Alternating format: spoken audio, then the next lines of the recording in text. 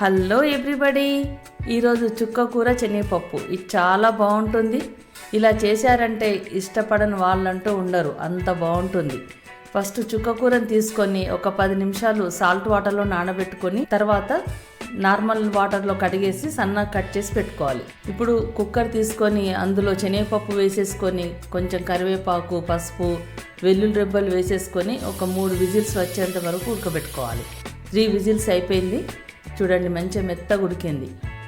ఇలా ఉడకబెట్టుకున్న పప్పును పక్కన పెట్టేసుకోవాలి. తర్వాత ఒక గిన్నె పెట్టేసుకొని అందులో ఆయిల్ పోయాలి.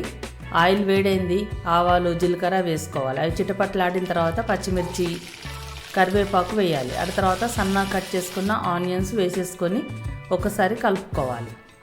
తర్వాత ఇప్పుడు ఒక 5-6 వెల్లుల్లి రెబ్బల్ని కచ్చా పచ్చాగా దంచుకొని వేసుకోవాలి. అవి కొంచెం గోలిన తర్వాత కొంచెం పసుపు వేసుకోవాలి.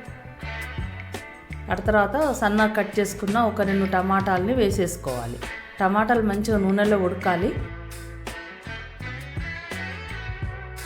కొంచెం సాల్ట్ వేసుకోవాలి.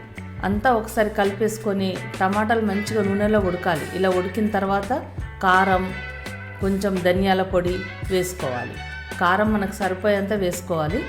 అంతా ఒకసారి కలుపుకోవాలి. మూత పెట్టేసి 1 నిమిషం ఉడకనివ్వాలి. చూడండి, ఉడికింది.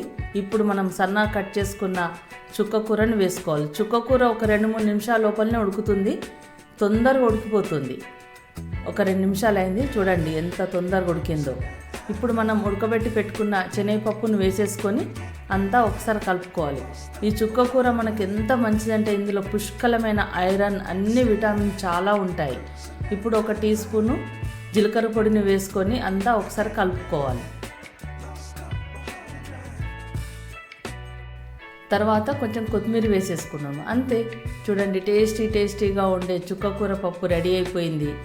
అసలు ఎంత బాగుంటుందంటే శనగపప్పు వద్దనుకుంటే ఈ శనగపప్పు ప్లేస్లో కందిపప్పు వేసుకోవచ్చు.